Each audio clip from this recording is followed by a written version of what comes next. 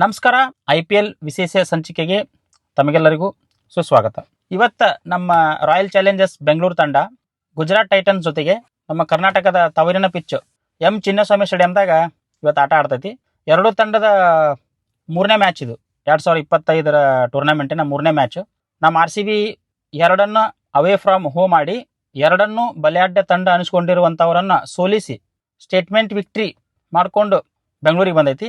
ಈ ಗುಜರಾತ್ದವರು ಒಂದು ಮ್ಯಾಚ್ ಸೋತು ಒಂದು ಮ್ಯಾಚ್ ಗೆದ್ದು ಎರಡೂ ತಮ್ಮ ಹೋಮ್ ಗ್ರೌಂಡ್ನಾಗ ಆಡ್ಕೊಂಡು ಬೆಂಗಳೂರಿಗೆ ಬರಾಕತ್ತೈತಿ.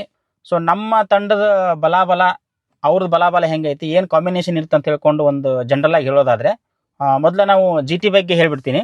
ಇವ್ರು ಒಂದನೇ ಮ್ಯಾಚ್ ಪಂಜಾಬ್ ಜೊತೆಗೆ ಆಡಿದರು.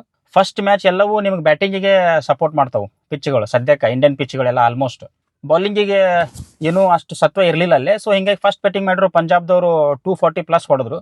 ಸೊ ಬಾಲಿಂಗ್ನಾಗ ಇವ್ರು ಎಲ್ಲರೂ ಎರಬರಿ ಹೊಡಿಸ್ಕೊಂಡ್ರು. ಅವ್ರು ಮೇನ್ ಬೌಲರ್ ಆಗಿರುವಂಥ ಸಿರಾಜ್ ಅವರಾಗಿರ್ಬೋದು, ರಬಾಡ, ರಶೀದ್ ಖಾನು ಎಲ್ಲರೂ 12, 13, 10 ಮೇಲೆ ಹೊಡಿಸ್ಕೊಂಡ್ರು. ಪ್ರಸಿದ್ಧ ಕೃಷ್ಣ ಅವರು 14 ಆಸ್ಪಾಸ್ ಹೊಡಿಸ್ಕೊಂಡ್ರು.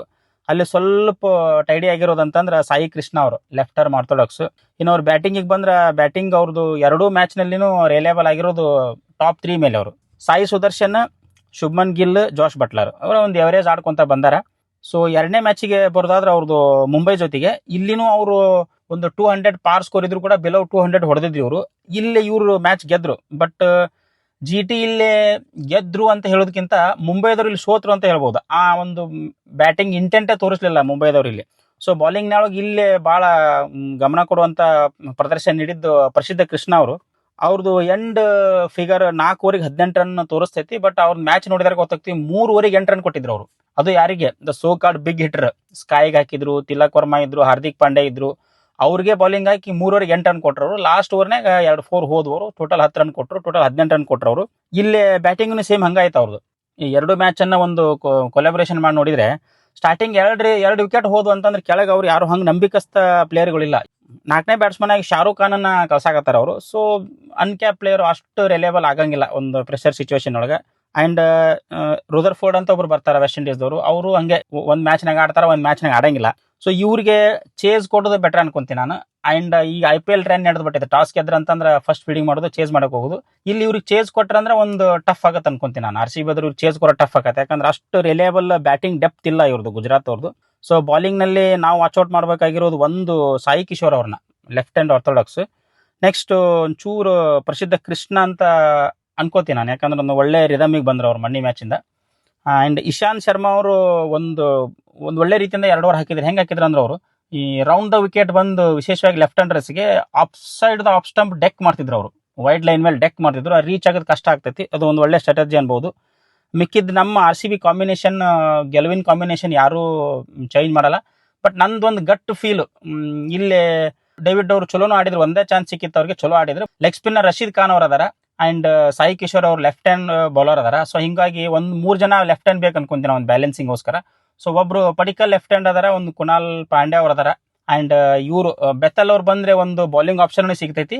ನೆಕ್ಸ್ಟ್ ಒಂದು ಲೆಫ್ಟ್ ಹ್ಯಾಂಡ್ ಬ್ಯಾಟ್ಸ್ಮನ್ ಸಿಗ್ತಾನಂತ ನಾ ಅನ್ಕೋತೀನಿ.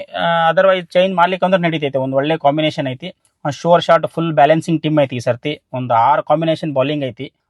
ಲಿಯಾಮ್ ಲಿವಿಂಗ್ಸ್ಟನ್ ಒಂಥರ ಅವರು ಬ್ಯಾಟ್ಸ್ಮನ್ ಆಗಿ ಬಂದ್ರು ಕೂಡ 2 ಮ್ಯಾಚಲ್ಲಿ ಒಳ್ಳೆ ಬೌಲಿಂಗ್ ಹಾಕಿದ್ರು ಅವರು. ಫಸ್ಟ್ ಮ್ಯಾಚಲ್ಲಿ 1 ಓವರಿಗೆ 7 ರನ್ ಕೊಟ್ಟು ಒಂದು ಎವರೇಜ್ ಮಾಡಿದ್ರು. ಎರಡನೇ ಮ್ಯಾಚ್ನಲ್ಲಿ 2 ವಿಕೆಟನ್ನು ಹಾಕಿದ್ರು, 4 ಓವರ್ ಫುಲ್ ಕೊಟ್ಟನು ಮಾಡಿದ್ರು ಅವರು. ಅದು ಒಂದು ದೊಡ್ಡ ಬೋನಸ್ ಇವ್ರಿಗೆ. ಆ್ಯಂಡ್ ಲಾಸ್ಟ್ ಮ್ಯಾಚ್ನಲ್ಲಿ ಕೃಣಾಲ್ ಪಾಂಡೆ ಅವರು 2 ಓವರ್ ಹೊಡಿಸ್ಕೊಂಡ್ರು ಅಂತ ತಿಳ್ಕೊಬಾರ್ದು. ಯಾಕಂದ್ರೆ ಲಾಸ್ಟಿಗೆ ಕೊಟ್ಬಿಟ್ಟಿದ್ರು ಅವ್ರಿಗೆ. ಯಾಕಂದ್ರೆ ಒಂದು ಪಿಚ್ ರೀಡ್ ಮಾಡಪ್ಪ, ಇದೇ ರೀತಿ ಪಿಚ್ ನಮಗೆ ಏಕಾಂಗ್ ಸ್ಟೇಡಿಯಮ್ ಮತ್ತೆ ಈ ಇದರಲ್ಲಿ ಸಿಗ್ತೈತಿ, ದಿಲ್ಲಿಯಲ್ಲಿ ಸಿಗ್ತೈತಿ ನೋಡೋಣ ಒಂದು ರೀಡ್ ಮಾಡಕ್ಕೆ ಕೊಟ್ಟಿದ್ರು ಅವ್ರಿಗೆ. ಅದಕ್ಕೋಸ್ಕರ ಲಾಸ್ಟ್ಗೆ 2 ಓವರ್ ಹಾಕಿದ್ರು ಅವರು. ಹಾಕ್ಲಿಕ್ಕಂದ್ರೆ ಮ್ಯಾಚ್ ಮುಗಿದಿತ್ತು.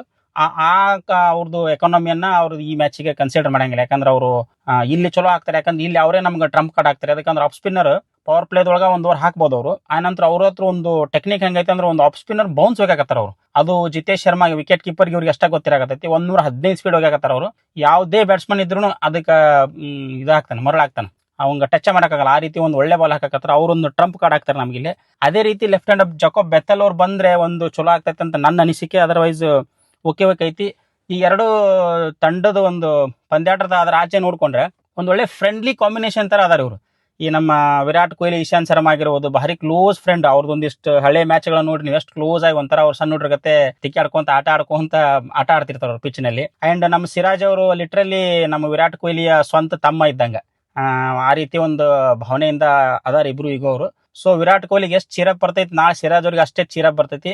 ನೋಡೋಣ. ಅವ್ರ ಸಿರಾಜ್ ಅವರು ಒಂದು ಒಳ್ಳೆ ಸ್ಪೋರ್ಟ್ಸ್ಮನ್ ಪರ್ಸನ್, ತುಂಬಾ ಭಾವನಾತ್ಮಕ ಮನುಷ್ಯ. ಅವ್ರು ನಾಳೆ ಬೆಂಗಳೂರು ವಿರುದ್ಧ ಹೆಂಗ್ ನಿಲ್ತಾರ ಅಂತ ನಾನು ನೋಡ್ಬೇಕಂತೀನಿ. ನಾನು ಒಬ್ಬ ಅವರ ಅಭಿಮಾನಿಯಾಗಿ. ಸದಾಭಿರುಚಿ ಇರುವಂತ ಆಟಗಾರ, ಎಲ್ಲರಿಗೂ ಗೌರವ ಕೊಡುವಂತ ಆಟಗಾರ ಸಿರಾಜ್ ಭಯ್ಯ ಅವರು. ಅವ್ರಿಗೆ ಒಳ್ಳೇದಾಗ್ಲಿ. ಬಟ್ ಒಟ್ಟಿನಲ್ಲಿ ನಾವು ಆನ್ ಪೇಪರ್ ಬಗ್ಗೆ ಯಾವತ್ತೂ ಮಾತಾಡಲ್ಲ ನಾನು, ಯಾಕಂತಂದ್ರೆ ಇದು ಇಂಟರ್ನ್ಯಾಷನಲ್ ಟೀಮ್ ಅಲ್ಲ, ಇದು ಬೇರೆ ಬೇರೆ ತಂಡ ಬೇರೆ ಬೇರೆ ಪ್ಲೇಯರ್ಸ್ಗೆ ಆಡ್ತಿರ್ತಾರೆ.